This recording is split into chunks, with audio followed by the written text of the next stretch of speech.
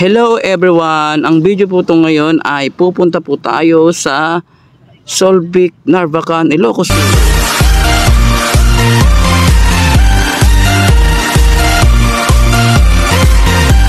Ayun mga lods, sasakay na po kami ng bus. Ang pangalan ay Partas. Yan po yung biyaheng papuntang Ilocos Sur. So itong bus na to mga lods ay talagang maganda siya. Malakas ang aircon, malinis. Tapos to matutuwa ka pa. Mayroon pang TV dito sa likod ng upuan. Sa unahan ng upuan nyo. Pwede kang mag-music. Pwede kayo manood ng movie, kung ano pwede ka mag-game. Basta ang gawin mo, kung sa punta ka na Ilocos sa kaya ng bus ng Partas, magdala ka ng earphone para marinig mo yung sounds, music niya mga. Kasi iwas din naman ingay sa mga iba. Para sarili mo, para ikaw lang nakakarinig ng mga music mga. Ayun mga lods, actually andito na ho kami ngayon, fast forward tayo, dito ho kami ngayon sa may Pangasinan. Nag-take over ho muna kami rito. Bus stop po muna. 4 hours, after 4 hours po andito. Ayan. Ayan po yung kasama ko na si Elmer Minandro aka Tito Saint Encarnacion. Ayan. Hi guys, good morning. So dito tayo ngayon sa may Solvic, Narvacan.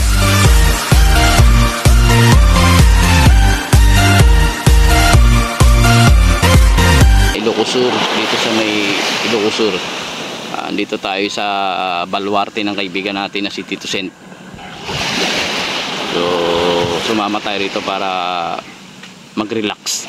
At ito, ang sarap dito guys, promise, dito sa gilid ng dagat. Ganda. Ilocos Sur, Solvic, Narvacan. Pero pagka balak bilhin talaga niya to. Gagawin niyang TCD resort guys. Si Encarnacion Minandro, kaibigan natin yan. Matagal na. So ilang taon na rin. So ngayon lang tayo nakapasyal dito sa Ilocos. Ganda talaga, promise. So tingnan niyo guys, tara. Yun mga lods, tingnan niyo naman mga lods, ang dagat super linis, wow. Sobrang ganda oh. Talagang kitang-kita niyo naman oh. Inaanyayahan ko yung mga lods, pumunta kayo rito sa may baluarte ni Tito Saint. aka Elmer Encarnacion sa Ilocos, Solvic, Narvacan. Sobrang ganda ho rito, walang pollution, tahimik, ang sarap ng hangin, simoy ng hangin, tapos ang linis sa kapaligiran. Talagang super saya, super ganda. Talagang kung may stress ka, mawawala. Promise. Try nyo rito, pumunta kayo, inaano niyan kayo, mga tropa ko, mga kaibigan ko, mga pinsan ko, mga kakilala ko, lahat. Try nyo rito mga lods. So actually itong na to, kaya namin to sa resort na to, yung sa lugar kasi nito, ito sa kabila lang, doon nakatira yung kaibigan namin na si Elmer Encarnacion, sa tawid lang.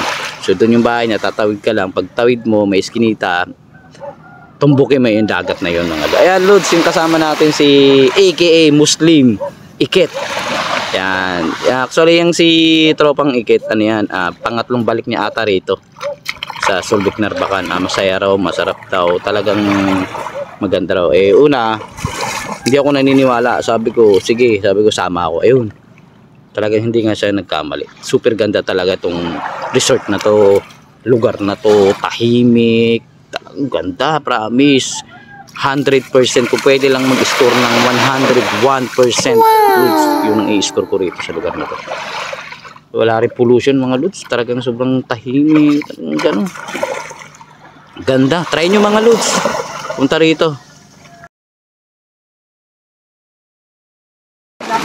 Yung nakikita nyo po mga lods ay balsa yan. Isa yan sa ginagamit ang pangingisda ng mga tao rito sa lugar nila Sir Elmer Encarnacion po. Ayan. Alam mo ba? Mahal mo na. Yun po, habang naglalakad po kami sa gilid ng dagat ay meron po akong namataan na nanguhuli ng alimang maliliit. Yan po yung pag nakita mo sa gilid ng dagat ay may makikitang butas-butas, nabubutas ng mga na mga lupa yan. Laman na limango. So actually dito sa Ilocos Sur daw po ay kinakain daw po yan, pero sa ibang lugar hindi po nila kinakain kasi marami. Dito kaya po kinakain yan kasi malinis daw po yung kinakain na isda, alimango na yan. yung kamag-anak ni Tito Sen. Ganito yan sa Ilocos, mga mangingisda, sinasalubong talaga.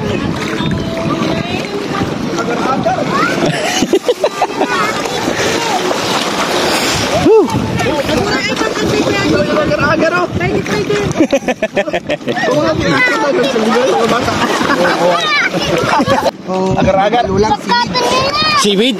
Mahuli sa seaweed. Kilaw yun.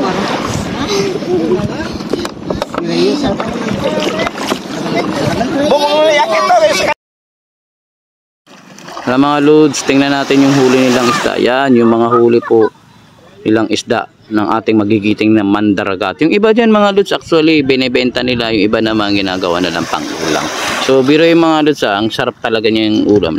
Kasi talagang fresh na fresh. Kahit itigawin mong tinula lang, yung sarap niya. No? Yung mga huli. Minsan ang nahuhuli nila dito ay yung ano ba yung isdang bato. Isdang bato ba yun? Tapos yung basta hindi ko alam mga anong uling isda. Basta sarap mga loads.